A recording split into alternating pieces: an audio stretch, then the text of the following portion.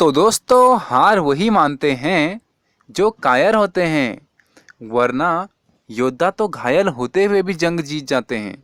तो दोस्तों अपनी ज़िंदगी में हार कभी मत माने।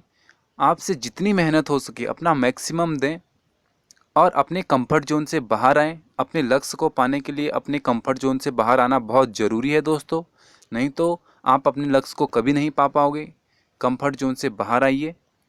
तो दोस्तों चलिए आज की वीडियो शुरू करते हैं। तो नमस्कार दोस्तों, मैं दीप बहुगुना स्वागत करता हूं आपका अपने यूट्यूब चैनल पे जिसका नाम है स्टडी इन दीप्स एम्पायर। तो पिछली वीडियो में आपने मेरे साथ तत्वों का वर्गीकरण देखा था और जिसमें हमने डाइबेरियन के ट्रिक देखे थे और साथ में हमने न्यूलैंड्स का अष्टक देखा था। और पार्ट 2 में हमने ये देखा था कि मेंडलीफ की जो आवर्त सारणी थी उसके बारे में हमने पार्ट 2 में पढ़ा था। और ये जो आप बैकग्राउंड में देख रहे हैं ये मेंडलीफ की आवर्त सारणी है। कल हमने ये डिस्कस की थी और आज हम आधुनिक आवर्त सारणी जो है जिसको हम अब पढ़ते हैं अपने बुक्स में, आज हम उसको डिस्कस करेंगे। तो चलिए दोस्तों बिना देरी किए हुए वीडियो को शुरू करते हैं। तो दोस्तों अव्यवस्थित को व्यवस्थित, ये मेंडलीफ की आवर्त सारणी से हम पिछली वाली वीडियो में पढ़ चुके हैं। और साथ ही में हमने ये वाला जो आप ये सारणी देख सकते हैं, ये सारणी कल हमने थोड़ा बहुत डिस्कस की थी। और इसके बाद हमने उसकी जो मेंडलीफ की आवर्त सारणी की सीमाएं थी वो भी थोड़ा देखी थी। और आज की जो हम ये पार्ट 3 है हमारी वीडियो का, इसमें हम पढ़ेंगे अव्यवस्थित को व्यवस्थित करना। जो हम अव्यवस्थित हमारे तत्व हैं उनको व्यवस्थित करेंगे। तो इसका जो आधुनिक आवर्त सारणी है इसमें इन्होंने कैसे उसको व्यवस्थित किया, तो इसके बारे में दोस्तों हम आज पढ़ेंगे। तो सबसे पहले क्या हुआ कि 1913, कब 1913 में हेनरी मोजले, कौन थे हमारे हेनरी मोजले, ये नाम आप याद रखना, ये बहुत इंपॉर्टेंट नाम है दोस्तों, ये नाम आपको कंफर्म याद रखना है। ने उन्होंने बताया कि जो तत्व होते हैं अपने परमाणु द्रव्यमान की तुलना में उनकी जो परमाणु संख्या होती है, यानी जो उनका मास होगा, जो उनका भार होगा, वो क्या होगा, उनकी जो नंबर होगा परमाणु नंबर यानी एटॉम नंबर होगा, उससे क्या होगा अधिक आधारभूत गुणधर्म है। तो उनके जो गुणधर्म होंगे वो उसके अकॉर्डिंग मैच करेंगे, किसके अकॉर्डिंग, जो परमाणु संख्या होगी उसके अकॉर्डिंग। ठीक है। तदनुसार उसके बाद क्या हुआ कि मेंडलीफ की आवर्त सारणी में परिवर्तन किया गया। वैसे तो मेंडलीफ की आवर्त सारणी बिल्कुल सही थी, लेकिन उसमें थोड़ा बहुत हमको चेंजेस करने पड़े। एक जो मैंने आपको बताया था हाइड्रोजन का जो परमाणु द्रव्यमान वहाँ पे बैठा नहीं था, ठीक ठीक है। तो ऐसे ही वहाँ पे 2-3 हमको पॉइंट मिले, तो उनको हमने चेंज किया। और वो किसने चेंज किया, हेनरी मोजले ने। ठीक है, ये आप नाम पक्का याद रखना। आपसे डायरेक्ट ये क्वेश्चन पूछ सकता है कि हेनरी मोजले कौन थे। तो हेनरी मोजले कौन थे, आधुनिक आवर्त सारणी के जनक थे। या ऐसे पूछ सकता है कि आधुनिक आवर्त सारणी की खोज किसने की, तो किसने की दोस्तों, हेनरी मोजले ने की। ठीक है। परमाणु संख्या को अधिक आवर्त सारणी के आधार पर, आधुनिक आवर्त सारणी के आधार पर के रूप में स्वीकार किया गया है। तो जो हमारी आधुनिक आवर्त सारणी है वहाँ पे हमको क्या किया गया, परमाणु संख्या को उसी के अकॉर्डिंग हमने स्वीकार किया है। इस आधुनिक आवर्त सारणी के नियम हम अब पढ़ रहे हैं। ठीक है। तत्वों के गुणधर्म उनकी जो है परमाणु संख्या का आवर्त फलन होते हैं। तो यहाँ पे हमको एक मोस्ट इंपॉर्टेंट पॉइंट मिलता है, जो तत्वों के फलन होते हैं, क्या होते हैं, फलन। वो क्या करते हैं, तत्वों के गुणों से मैच करते हैं। तो तत्वों का जो गुणधर्म होगा, यानी जो उनके रासायनिक गुणधर्म होंगे, उनके भौतिक गुणधर्म होंगे, उनके मूलभूत गुणधर्म होंगे, उनको जो हम अगर मैच करेंगे तो उनकी परमाणु संख्या का आवर्त, यानी जो उनकी एटॉमिक नंबर होगा, परमाणु संख्या होगी, उसके जो आवर्त होंगे उससे मैच करेंगे। यानी वो आवर्त मतलब जो हमारी टेबल है, उस टेबल में जहाँ पे उनको प्लेस मिलेगा तो उसके उससे क्या करेंगे, वो मैच करेंगे। ठीक है। तो जो परमाणु होता है उसके नाभिक में स्थित प्रोटॉनों की संख्या का हमको पता चलता है, कब, तथा जो सॉरी हम जानते हैं कि जो परमाणु संख्या, यानी जो परमाणु संख्या की अभी हम बात कर रहे थे ऊपर, ये जो हमारी परमाणु संख्या थी, इसको हम जानते हैं कि ये क्या होता है, जो हमारा परमाणु के नाभिक में स्थित प्रोटॉनों की संख्या होती है। तो परमाणु संख्या का पता कैसे चलेगा, जो नाभिक में प्रोटॉन कितने हैं, जितने प्रोटॉन होंगे उतने ही हमारी परमाणु संख्या होगी। तथा एक तत्व से दूसरे तत्व तक बढ़ने पर इस संख्या में एक की बढ़ोतरी होती है। यानी अगर हम एक एलिमेंट से दूसरे एलिमेंट पे जाएंगे तो इसमें क्या होगा कि एक की बढ़ोतरी होगी। यानी एक इनका जो संख्या होगा वो 1 बढ़ जाएगा, ठीक है। तथा तत्वों को उनकी परमाणु संख्या को हम Z से डिनोट करते हैं, ये भी आप नोट कर लेना। को आरोही क्रम मैं आपको कल बता चुका हूँ, 1 2 3 4 5 बढ़ता हुआ क्रम में व्यवस्थित करने पर जो वर्गीकरण प्राप्त हुआ, उसको जो हमने व्यवस्थित किया उनकी परमाणु संख्या के अकॉर्डिंग, वहाँ से जो हमको वर्गीकरण प्राप्त हुआ उसे क्या कहते हैं, आधुनिक आवर्त सारणी कहा जाता है। तो आधुनिक आवर्त सारणी क्या है, इसको अगर हम शॉर्ट में बोलें तो हमने क्या किया, परमाणु संख्या के अकॉर्डिंग हमने आरोही क्रम में परमाणुओं को डाल दिया, ठीक है। बस इतना ही है और यही हमारी आधुनिक आवर्त सारणी है। तत्वों को परमाणु संख्या के आरोही क्रम में व्यवस्थित करने पर तत्वों के गुणधर्मों का अधिक परिशुद्धता से अनुमान लगाया जा सकता है। तो इससे क्या होता है कि इनका जो है हम अधिक शुद्धता से अनुमान लगा सकते हैं, ठीक है। और हम यहाँ पे पहले देख लेते हैं हमारी जो आधुनिक आवर्त सारणी है। आई थिंक कि एक फ़ोटो में नहीं आ रही है, 1 सेकेंड। तो ये है हमारी आधुनिक आवर्त सारणी। आप वहाँ पे आपको एक स्क्रीन में नहीं दिख रहा था, इसलिए मैंने एक स्क्रीनशॉट से आपको समझाने के लिए यहाँ पे एक स्क्रीनशॉट ले रखा है। तो यहाँ पे जो धातुएं हैं वो इस वाले कलर में हैं, यानी ये सब हमारी धातुएं हैं, ठीक है। और जो उपधातुएं हैं वो हमारी ये हैं, ठीक है। आप ये चीज़ नोट कर लेना। और अधातु जैसे मैं अभी आपको बताऊंगा वहाँ पे जूम करके, यहाँ पे हमको आधा ही स्क्रीनशॉट दिख रहा था, इसलिए वहाँ पे मैंने नहीं किया, ठीक है। तो आप एक बार एक नज़र में हमारी जो आधुनिक आवर्त सारणी है इसको देख लो। यहाँ पे जो ये सीढ़ी नुमा है यहाँ पे बन रखा है, ये हमारी सब उपधातु हैं। उपधातु क्या होता है, ये आप मेरे साथ धातु अधातु वाले चैप्टर में पढ़ चुके हो। अर्धधातु जिसमें धातु के गुण भी होते हैं और अधातु के भी गुण होते हैं, ठीक है। तो वो हमारी उपधातु होती है, ठीक है। तो चलिए वापस हम चलते हैं अपनी बुक में। और हम इसकी अगर स्थिति की बात करें तो आधुनिक आवर्त सारणी में तत्वों की अगर हम स्थिति अब देखें तो जो हमारी आवर्त सारणी है आधुनिक वाली, इसमें क्या है, 18 ऊर्ध्व स्तंभ हैं, जिन्हें क्या कहते हैं, समूह कहते हैं। ऊर्ध्व स्तंभ यानी हॉरिजेंटल स्तंभ हैं, जिन्हें क्या कहते हैं, समूह कहते हैं, ग्रुप। और साथ क्या है हमारे पास 37 ऐसे खड़ी लाइन, ठीक है। इनको हम क्या कहते हैं, इनको हम पंक्तियां हैं और इनको हम आवर्त कहते हैं। आवर्त क्या है, जो ऐसे हमारी खड़ी लाइनें हैं, वर्टिकल, ठीक है। तो चलिए देखते हैं कि किसी समूह अथवा आवर्त में तत्वों को किस स्थिति पर निर्भर करता है। और हम थोड़ा इस यहाँ पे ये देख लेते हैं, जो हमारी आवर्त सारणी है, यहाँ पे जूम आउट नहीं हो रहा है तो इसलिए मैं आपको ब्रेक में दिखाता हूँ। तो जो हमारी यहाँ पे आप ये देखो, जो हॉरिजेंटल लाइंस जा रही हैं ये क्या है, हमारे आवर्त हैं। और जो ये वर्टिकल आ रही है लाइन, ये क्या है, हमारे समूह हैं, ठीक है। तो आप ये समूह और आवर्त जरूर देख लें कि किसको समूह कहते हैं और किसको आवर्त कहते हैं। तो जो हमारा परमाणु संख्या 1 है वो किसकी है, हाइड्रोजन की है। और हाइड्रोजन की अगर आप नाभिक में देखोगे तो वहाँ पे हमारा एक ही प्रोटॉन रहता है, ठीक है। तो इसलिए प्रोटॉन भी एक रहता है, इलेक्ट्रॉन भी एक रहता है। तो हाइड्रोजन क्या करता है, आपने मेरे साथ बॉन्डिंग वाले चैप्टर में आप मेरे साथ देख चुके हो, ये दोनों बॉन्ड दूसरे हाइड्रोजन से अपना एक इलेक्ट्रॉन शेयर करता है, तब ये H2 बनाता है, ठीक है। ये आप मेरे साथ पिछले वीडियो में देख चुके, अगर आपने नहीं देखी है तो आप प्लेलिस्ट में जाके वो वीडियो भी देख सकते हो, ठीक है। और यहाँ पे हमको उसके बाद सारे एलिमेंट मिलेंगे। और जो हमारा दूसरा एलिमेंट है हीलियम, वो हमको यहाँ पे मिलेगा अधातु, क्योंकि हीलियम क्या है, हमारा अधातु है। आप यहाँ पे ये देखो अधातु, और ये वाली जो सीरीज है हमारी, ये सारे हमारे अधातु हैं, ठीक है। और ये जो हमारे यहाँ पे 1 2 3 4 5 6 7 यहाँ पे तत्व हैं, ये क्या है, हमारे उपधातु हैं। यानी इसमें धातुओं के भी लक्षण हैं और धातु और अधातु दोनों के ही लक्षण हैं, ठीक है। टेढ़ी मेढ़ी रेखा धातुओं को अधातुओं से अलग करती है। तो यानी यहाँ ये रेखा जो हमको दे रखी है, इस रेखा से क्या हो रही है, धातु और अधातु हमारे अलग हो रहे हैं, ठीक है। और यहाँ पे अगर आप एक चीज़ नोट करें तो यहाँ पे हमको 2 अलग से नीचे लाइन दे रखी हैं। तो ये लाइनें क्यों हैं, अगर आपके मन में भी ये सवाल आ रहा होगा, तो ये क्या है, हमारा 2 समूह बटे हुए हैं। इसको कहते हैं लेंथिनाइट समूह और इसको कहते हैं एक्टिनाइट समूह। ये 2 हमने समूह बांट रखे हैं और उसी समूह के अकॉर्डिंग हम इन दोनों को अलग लिखते हैं। अब ये समूह हमने जो बांटे हैं, ये क्यों बांटे हैं, इसके बारे में भी मैं आपको बताऊँगा।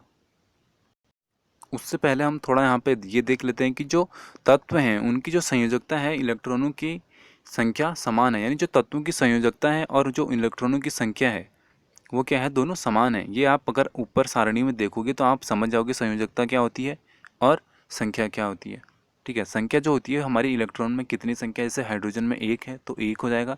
और जो संयोजकता होती है ये मान लो कि उसका परमाणु मास होता है, यानी उसका भार होता है, वो भी हमारा 1 पॉइंट कुछ यानी आसपास में ही होता है, तो इसीलिए वो क्या बोलते हैं, उनको समान ही होते हैं वो। इसी प्रकार आप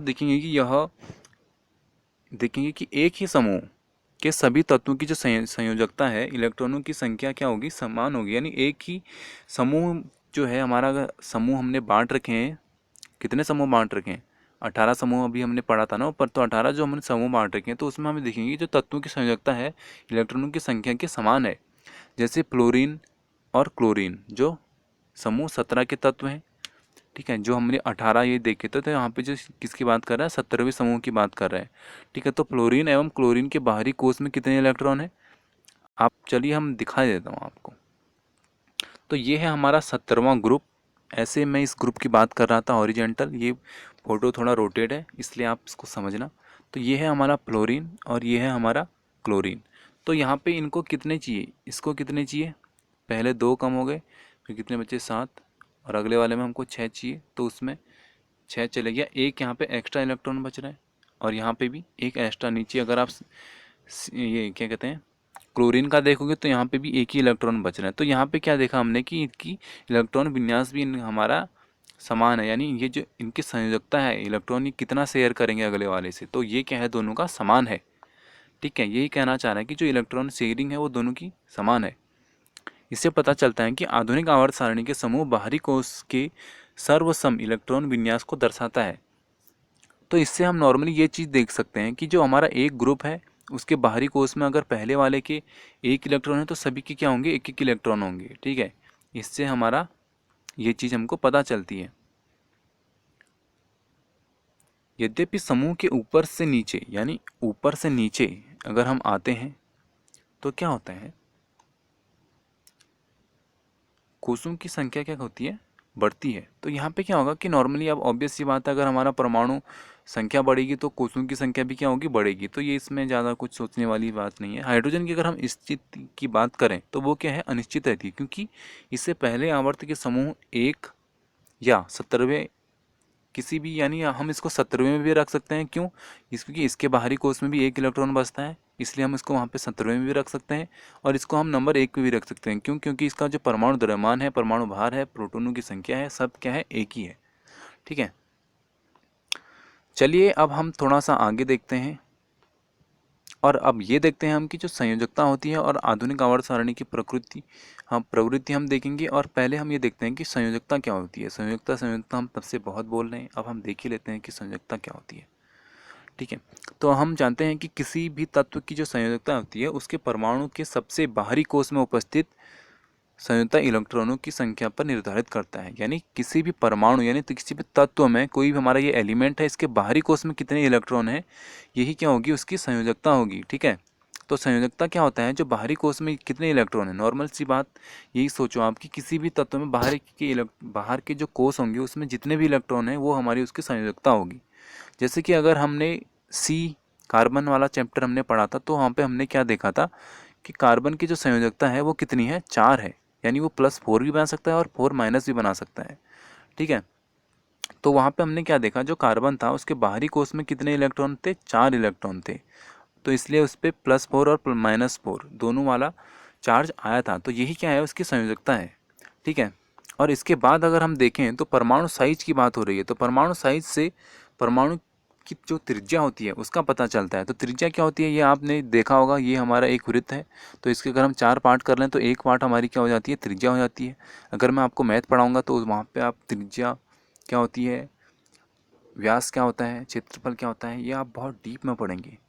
ठीक है, तो अभी हम ये देखते हैं कि परमाणु साइज से जो परमाणु की त्रिज्या का क्या चलता है, पता चलता है। उसकी जो साइज होगा उससे हमको परमाणु की जो त्रिज्या का क्या चलेगा, पता चलेगा। एक स्वतंत्र परमाणु के केंद्र से सबसे बाहरी कोष की जो दूरी होती है परमाणु साइज को दर्शाती है। यानी अगर हमारा ये कोई स्वतंत्र कोष है, यहाँ से जो सबसे बाहर का जो कोष होगा वहाँ तक की जो दूरी होगी वो क्या करती है, परमाणु के साइज को दर्शाती है। और जो हमारा हाइड्रोजन परमाणु है इसकी जो त्रिज्या है वो 37 pm है। 37 pm को अगर हम कन्वर्ट करें मीटर में, तो अगर हमारा 1 pm जो है वो कितने का होता है, 10⁻12 का। तो हमारा जो 37 pm है ये कितना हो जाएगा, 3.7 इंटू 10⁻11। ठीक है, तो इतना इस क्या हो जाएगा, इसका इतना मीटर इसका क्या हो जाएगा, त्रिज्या हो जाएगी। ठीक है, और इसके बाद हम देखते हैं चलो कि धात्विक और अधात्विक गुणधर्म क्या होते हैं तत्वों के। वीडियो हमारी बहुत लंबी फिर आज की भी बन रही है। तो अब हम पढ़ रहे हैं धात्विक और अधात्विक गुण, तत्वों के जो धात्विक गुण होते हैं और जो तत्वों के अधात्विक गुण होते हैं उनके बारे में हम पढ़ रहे हैं। तो हमारा Na और Mg, मैग्नीशियम और सोडियम जो है जैसी धातुएं सारणी के बाईं ओर से सल्फर तथा, अब बाईं ओर अगर मैं बोल रहा हूँ तो आप इसको सारणी में जाइए, वहाँ पे आप इसको चेक कीजिए कि कहाँ पे है बाईं ओर, तथा सल्फर एवं क्लोरीन जैसी अधातुएं दाईं ओर स्थित हैं। तो जो हमारी ये दोनों धातुएं हैं ये कहाँ पे हैं, बाईं ओर स्थित हैं। और ये जो हमारी सल्फर और क्लोरीन जैसी अधातुएं हैं ये कहाँ हैं, दाईं ओर। दाईं ओर मतलब ये अगर हमारी सारणी है तो ये हमारा दायां साइड हो गया और ये हमारा बायां साइड हो गया। ठीक है, तो इधर की साइड ये कहना चाह रहा है, इधर की साइड हमारी धातुएं हैं और इधर की साइड हमारी अधातुएं हैं। ठीक है, आधुनिक आवर्त सारणी में एक टेढ़ी मेढ़ी रेखा धातुओं को अधातुओं से अलग करती है, वो हम देख चुके हैं। इस रेखा को के आने वाले तत्व, इसमें जो रेखा पे हमारे तत्व आते हैं वो हैं हमारे सिलिकॉन, जर्मेनियम, आर्सेनिक, एंटीमनी, टूलेरियम और क्या है हमारा पोलोनियम। ठीक है, ये धातु एवं अधातु दोनों के गुणधर्मों को प्रदर्शित करते हैं, इसलिए इन्हें क्या कहते हैं, अर्धधातु या उपधातु कहते हैं। इसमें क्या होता है कि हमारे धातु और अधातु दोनों के क्या होते हैं, गुण होते हैं, इसलिए इसको क्या कहते हैं, उपधातु कहते हैं। ठीक है, तो यहाँ से आप ये चीज़ भी सीख गए होंगे कि उपधातु क्या होता है, जिसमें दोनों के गुण होते हैं वो उपधातु होता है। ठीक है, और तीसरे अध्याय में तो हम इसको थोड़ा डीप पढ़ चुके हैं कि क्या होता है और इसमें कौन कौन से त्यागने की प्रवृत्ति होती है, ध्यानायन क्या होता है, ये सब हम तीसरे अध्याय में पढ़ चुके हैं। ठीक है, आवर्त में जैसे जैसे संयोजकता कोष के इलेक्ट्रॉनों पर किया जाने वाला प्रभावी नाभिकीय आवेश बढ़ता है, इलेक्ट्रॉन त्यागने की प्रवृत्ति क्या हो जाती है, घट जाती है। यानी जब हमारा आवेश बढ़ेगा तो क्या है, हमारा जो इलेक्ट्रॉन त्यागने की जो प्रवृत्ति होगी वो क्या हो जाएगी, घट जाएगी। ठीक है, समूह में नीचे की ओर संयोजकता इलेक्ट्रॉन पर क्रिया करने वाला प्रभावी नाभिकीय आवेश क्या होता है, घटता है। यानी अगर हम संयोजकता के अकॉर्डिंग देखें तो जो है हमारा नाभिकीय आवेश क्या होता है, घटता है। संयोजकता में क्योंकि जो सबसे बाहरी इलेक्ट्रॉन नाभिक से दूर होते हैं इसलिए क्या होता है, यह इलेक्ट्रॉन सगमतापूर्वक यानी आसानी से क्या करते हैं, निकल लेते हैं। ठीक है, तो यहाँ पे क्या करते हैं, ये बहुत आसानी से ही जो हमारे इलेक्ट्रॉन को हैं उसको क्या करते हैं, निकल लेते हैं। इसलिए जो धात्विक अभिलक्षण आवर्त में घटता है तथा समूह में नीचे जाने पर क्या होता है, बढ़ता है। ठीक है, अगर हम आवर्त में जाएंगे तो ये क्या होगा, घटता है, और जब हम समूह में जाएंगे तो क्या होगा, बढ़ेगा। ठीक है, दूसरी ओर अगर हम देखें अधातु विद्युत ऋणात्मक होती हैं, ये हमने पिछले चैप्टर में पढ़ चुके हैं। इनका जो गुणधर्म होता है वो कैसा होता है, निगेटिव होता है, यानी ये हमारे विद्युत इससे आर पार नहीं जा सकती है। ठीक है, क्योंकि इनमें इलेक्ट्रॉन ग्रहण करने, आबंध बनाने की क्या होती है, प्रवृत्ति होती है। आइए इन गुणधर्मों पर हम थोड़ा बात करें। तो यहाँ पे अगर आप ये पढ़ लें और इसके बाद हम देखते हैं कि हमने इस चैप्टर में क्या पढ़ा। ठीक है, तो सबसे पहले हमने ये पढ़ा था कि जो तत्व होते हैं उनके गुणधर्मों में समानता के आधार पर हमने क्या किया है, वर्गीकृत किया है तब। ठीक है, और जो हमने डाइबेरियन ने तत्वों को त्रिक में वर्गीकृत किया था, त्रिक में हमने ये देखा था कि पहला और तीसरा जोड़ेंगे तो कौन सा वाला एलिमेंट आएगा, बीच वाला एलिमेंट आएगा। और जो हमारा न्यूलैंड्स था उसने क्या किया, अष्टक का सिद्धांत दिया था। और मेंडलीफ ने तत्वों को उनके परमाणु द्रव्यमान के आरोही क्रम तथा रासायनिक गुणधर्मों के आधार पर क्या किया था, वर्गीकृत किया था, ये भी हम पढ़ चुके हैं। और मेंडलीफ ने आवर्त सारणी में खाली स्थानों के आधार पर नए तत्वों की क्या की थी, भविष्यवाणी की थी, जो कि हमने ये देखा था बाद में क्या हो गया था, सत्य साबित हुई थी। ठीक है, इसलिए मेंडलीफ को ही आवर्त सारणी का जनक भी कहते हैं। ठीक है, तत्वों के परमाणु द्रव्यमान को आरोही क्रम में व्यवस्थित करने से होने वाली जो विसंगतियां हैं परमाणु संख्या के आरोही क्रम में व्यवस्थित करने से दूर हो गई हैं। तत्व के इसे आधारभूत गुणधर्मों को क्या कहते हैं, इसकी जो खोज की वो किसने की थी, मोजले ने की थी। ठीक है, यही हमारा आधुनिक आवर्त सारणी के भी जो जनक हैं वो कौन है, मोजले ही हैं। आधुनिक आवर्त सारणी में क्या है, 18 ऊर्ध्वाधर स्तंभ हैं जिन्हें समूह कहते हैं, और 7 क्षैतिज पंक्तियाँ हैं जिन्हें क्या कहते हैं, आवर्त कहते हैं। ठीक है, ये भी हम पढ़ चुके हैं। और लास्ट में हमने ये देखा था कि इस प्रकार व्यवस्थित तत्व परमाणु साइज, संयोजकता या संयोजन, समता तथा धात्विक एवं अधात्विक अभिलक्षण जैसे गुणधर्मों में आवर्तिता प्रदर्शित करते हैं। जो ये हमारे व्यवस्थित तत्व हैं, ये क्या करते हैं, हमारी संयोजकता, समता, धात्विक एवं अधात्विक अभिलक्षण जैसे क्या करते हैं, गुणधर्मों को प्रदर्शित करते हैं। तो यहीं से हमको ये पता चल जाता है कि कौन सा तत्व धातु है, कौन सा अधातु है। ठीक है, तो दोस्तों आपने इतना कुछ मेरे इस वाले लेक्चर में पढ़ा, और अगले वाले लेक्चर में हम पढ़ेंगे बायोलॉजी। और इससे पहले आई थिंक आप क्लास 9th की साइंस की केमिस्ट्री पढ़ोगे, क्योंकि मैं सोच रहा हूँ पहले केमिस्ट्री ख़त्म कर लेता हूँ, उसके बाद बायो का सोचेंगे। ठीक है, उसके बाद बायो पढ़ेंगे। ठीक है, तो दोस्तों ये वाली वीडियो देखने के लिए आपका तहे दिल से शुक्रिया। तो मिलते हैं अगली वीडियो में क्लास 9th वाली में। और दोस्तों अगर आपके दोस्त हैं 9th में पढ़ने वाले, शेयर करें, कंपटीशन वाले हैं उनको भी शेयर करें। तो थैंक यू दोस्तों, जय हिंद, जय भारत दोस्तों।